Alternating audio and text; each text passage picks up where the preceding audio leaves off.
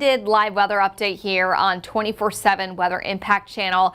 And it was a beautiful sunset tonight. I don't know if you had a chance to catch it, but we had kind of this nice hue of red and orange at the bottom of the horizon. You can also kind of see here we've got a little bit of that crescent moon still showing up. That is our waning crescent. Of course, wax on, wane off. So it's a waning crescent right now, and big picture, you can see that we've still got some clouds here to start the night, but we are not going to finish with all that cloud cover.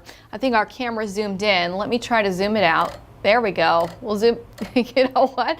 We're in a live studio here, but it's one of those fancy studios where we don't have directors for streaming. So my apologies for that. Let's kind of recap what we just talked about. Sunset, very pretty. And you know what's so nice about today is that the humidity was not too bad either. We had dew points in the 50s today, a little bit of an east wind built in over the last 24 hours. And for that reason, we saw more sunshine in East Georgia than we did in West Georgia. Now, big picture, that high pressure going to be shifting to the east. This is going to open the door for humidity to come off the Gulf and open the door for some pop-up daily showers and thunderstorms. Meanwhile, we're also tracking severe weather, the severe weather event ongoing out in the Midwest, down to the plains. And actually, this is impressive how many miles that we have tornado watches in effect. I'm going to zoom in on this so you can see a little bit closer. Look at this. I mean, these are tornado watches that stretch throughout parts of Minnesota and also into Wisconsin. This is a little pink box that represents a confirmed tornado on the ground right there with that big squall line. The tornado watches stretch throughout Iowa as well, and then down to the south into Texas and Oklahoma. So big cold front, and that cold front producing a significant severe weather threat right now through early tonight, and that includes a level 4 threat of severe weather for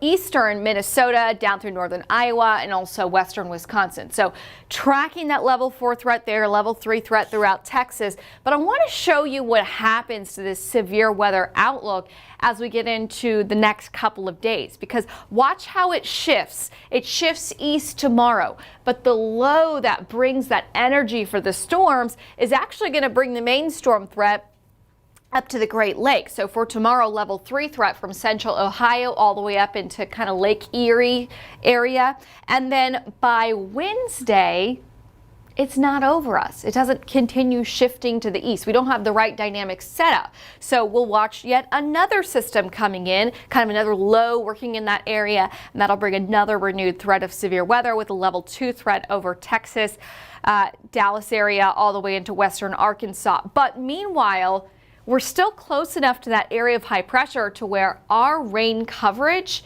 is not going to be widespread. It's going to be limited each and every day. And in the variety where it's really hit or miss with who gets showers and storms. So what we're talking about this week is a transition from dry weather back to tracking some of those hit or miss showers and storms. So really be flexible. That's what you need to do. The next few days, it's the afternoons and evenings. So it's Tuesday, Wednesday, Thursday, even into Friday. Those rain coverages will fluctuate a little bit. They'll go through kind of an ebb and flow, but it's not going to be a widespread rain event for us or widespread thunderstorm threat for us either. So let me show you how things trend over the next couple days on the forecast track a little bit closer in here. Some of that cloud cover that we had earlier today thinned out around sunset, and now it's going to build back in for the overnight. So we'll start off with some low-level clouds for Tuesday morning. That's that return of more moisture working into the region. So a little bit of cloud cover first thing Tuesday morning. By lunchtime, we're seeing that cloud cover thinning out. And as it thins out, we should break into a little bit more sunshine, heat the temperatures up into the 80s, and then like clockwork, those warmer temperatures, slightly higher humidity may allow for a stray shower to develop. The rain coverage tomorrow is going to be incredibly limited. I would say 20% is generous. Most of us will not get any rain. But we do start to see more of a difference by Wednesday, and that difference is the humidity gets a little bit stronger or higher, and these winds are really straight off the Gulf. So we'll start with that low level moisture in the morning, break into some sunshine at midday, and then here we go, 3:30 in the afternoon. It's not widespread, but it's hit or miss, widely scattered showers and a few thunderstorms. So for Wednesday, we'll bring back a few more of those. They'll peak during the afternoon, and then as we lose daytime heating, we'll see a lot of them kind of dissipating as we head into the evening hours on Wednesday, and then we get to do it all over again on Thursday again. So rain chance tomorrow, 20%, 30% on Wednesday. Thursday, I'm really not impressed by either, so I went with 20 instead of a 30% chance, but I do believe that Friday will bring the next best opportunity for some of those showers and storms. That'll be as a cold front starts to near North Georgia. And as it does so, it'll just bring a slightly better coverage of those showers and storms. But as of this point, I'm not really expecting widespread severe weather from that. And I'm also not expecting widespread rain. This is a model comparison. Euro was lagging a bit there, but this is showing in the next 5 days how much rain could we see. And what I want you to take away from this is, number one, these are not HD models. I call these kind of our SD models. These are our standard operational models. They can look further out in the future, but their resolution or their pixel size is a little bit larger. So it's not like you have a new HD TV or a new pair of glasses. It's kind of like, oh, you just woke up in the morning, you don't have your readers on, you don't have your contacts in, so things a little bit fuzzy outside, right? So we can get a general idea of, okay, we're going to see a little rain, but not a lot of rain. But what this doesn't show you is the really isolated nature of what the shower and storm coverage is going to be for a lot of the days this week. A lot of the days this week, nobody will get rain hardly, just a few of us. Okay, and that's why the pops, the chance of rain, are so low. They're not widespread. So some of us over the course of this week may only get a 1/10 of an inch or so in the backyard. In the rain gauge, some of us could get 1/2 inch to an inch. And I think especially Wednesday and Friday time frame, when we have those slightly higher chances of rain, the better coverage of showers and storms, those are the days when I also see more of that threat for heavy rainfall. Some lightning. I think like last week, there could be maybe an isolated stronger storm with some gusty winds or small hail, but that would more come on Friday when that front is sliding into North Georgia. With that being said, not widespread. But we'll take any amount of rain we can get. This is our latest drought monitor. This one came out on Thursday based on Tuesday's data. And what I want you to take away from this is, see all this yellow on the map creeping from East Georgia into the metro area? This is not a drought. It's abnormally dry conditions. What this means is if we don't get some decent rain in the rain gauge, we could head towards a moderate drought. So we need all the rain we can get. We did get some last week. Not everybody got a lot. Some of us did, some of us didn't. But that's one of those things we'll be watching for over the next few days. If we can just put enough rain in the rain gauge to minimize that expanding any further west. Let's talk about temperatures. Hey, it was great outside today. 78 in Atlanta. We had some cloud cover, but the dew points were in the 50s. Felt nice. Things are still really nice out there for a nice walk this evening. We are at 74 in town, 66 in Athens. We had clear skies in East Georgia first. And the places that have the clear skies, the lighter winds, the drier air, that's where that wedge was. Those places can cool off a lot quicker than places that have more cloud cover or more humidity. So that's why you see these areas dropping in East Georgia a little bit quicker than areas in Northwest Georgia. It's because that's kind of where the wedge is. So temperatures are on the way down from the 70s into the 60s.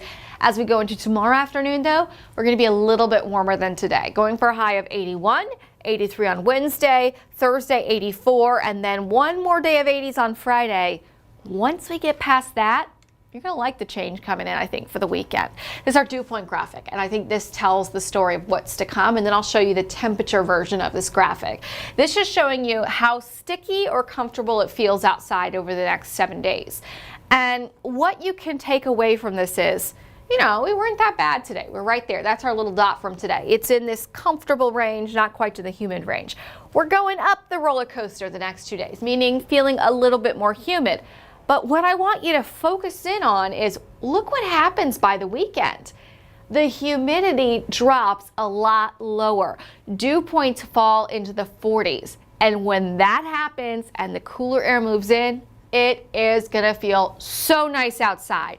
If you liked the, warmer and more humid conditions the last couple of weeks, great. But if you didn't, you're like, okay, it's April. It's not supposed to be really humid yet. this weekend coming up is for you. Here's the temperature pattern. This is a look at our 8:50 temperatures. Warm weather through the week, but then once that cold front passes through on Friday, that one finally has a nice little decent push of some cooler air coming in.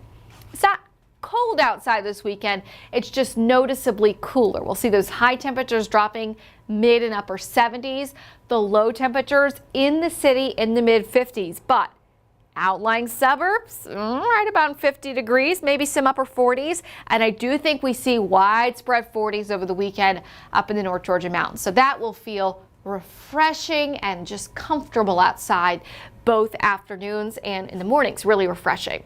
Pollen count today 168. As we kind of talked about on the news this evening, we're past the peak of pollen season. We've been talking about that, and I'll show you this calendar for April, which tells the story.